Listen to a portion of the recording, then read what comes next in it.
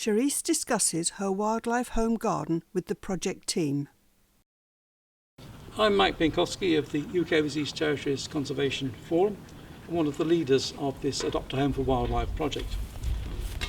Cherise Aymer is with me, as are two of the project officers for the programme. There's Elvis Gerard, who leads to this site. He's also an officer of the Department of Agriculture, and Antoine Sinclair, who's also an intern at Montserrat National Trust.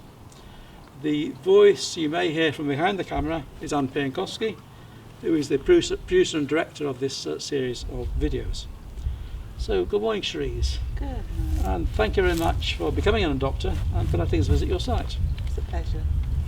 Could you describe your wildlife home for us? Well, I love nature. So for me, when I got this piece of land, the first thing I said was, I don't want to change much. I want everything to still be able to fit in with the habitat that is here. So as you will notice, I've planted a lot of coconut trees, banana trees, fruit trees, a lot of fruit trees, so that, you know, the aesthetics will still stay the same. And how has the project been helping you so far? Well, my good friend here, Elvis, he's supposed to graft my mango trees. I love mangoes, but it's wild mangoes I have here currently, so I asked him how I'll be able to graft them so I can have a Julie mango tree, so he's supposed to get that done. I have a tangerine tree. Elvis has been advising me as to how to maintain it, because as you notice, some of the leaves have got a little bit of yellowing, so he's giving me advice about what to do about that. I have a lime tree up there as well. The banana tree had a disease at one point, and he also gave me advice about that. Well, perhaps I could ask Elvis and indeed Antoine, if he wants to chip in, about what you've been doing here as a project officer for this site. Well, so far we have been taking vegetation surveys and insect surveys. So we look at the different species of plant that Cherise have so far, not only fruit trees but also all these weeds and grasses as well. So we're putting something together, some data, so we know what we have on this site. Again, we're doing a collection of insects. So on this side we find a number of different insects, not only beneficial insects but also harmful insects that affect our banana trees, coconut trees, or lime trees and different stuff. Also, I'm working with Cherise to get her trees grafted. So all the citrus that she have, I'm gonna nice them up. Give her some nice orange, tangerine, whatever she want, grapefruit, whatever she want. Right? The mangoes as well. So I think it's hairy mango she have, so I'm gonna graft it with some St. Lucia mango and some Julie mango that she really wants. Right? We're gonna come in and trim some of these trees. Right? I don't really want to take them out completely because she loves shift fruits, so we're just gonna do some heavy maintenance. As soon as the guava trees and bear off, we can come and trim them up. Right? Bring them back down to size. Because like I said, they only bear and nude. Yes. Right? That's why they go up and up and up. And that will help with the insect situation too. As well, right. Yes. And if you have insects problem, we want to encourage you to use natural stuff. Right? Instead of using chemical pesticides, you use your neem oil, your soaps, and different stuff. And you have a lot of predators around as well. They're keeping on the population of the harmful insects.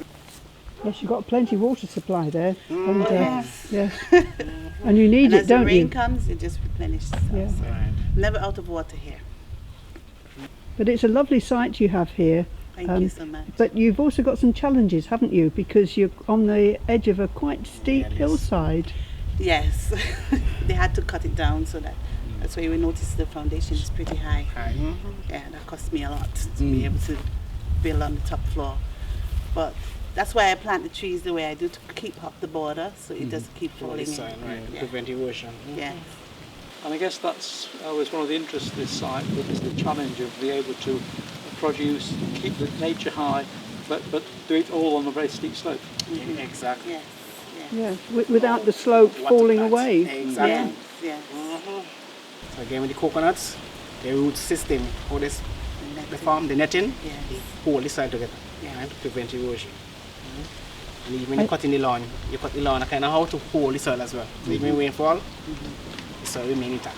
Yes, I mean bare soil would be Yeah, easily washed away, wouldn't it? Oh yeah. Right. So just finding a spot, dig a hole, put in your plant. That's Yeah. it. and leave everything else alone unless it's doing something that it shouldn't be doing. Exactly.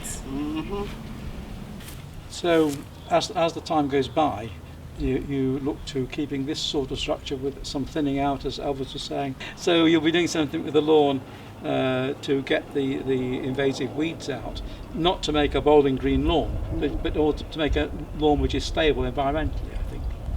But I think it's a great model for other people who are just now going into their new build homes, and they're in a challenging situation, and it's very good as a model for what they can do. Yes, of course. And just on the other side, we have a lot of Montserrat prippy. Yeah. Endemic plant. Yeah. Right there. It's, Plenty.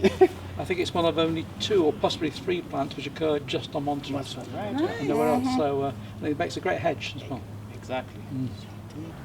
Even better. So make sure you show me which one it is. I think that's the advantage of an endemic plant, because it survived despite everything else trying to eat it out of existence, but it's got its own way of dealing with that, and it thrives. Yes. It's right in the wild, and it's growing very well. And if you want to see it in hedge form, there's a lovely prippy hedge at the Botanic Gardens, and National Botanic Gardens. Okay.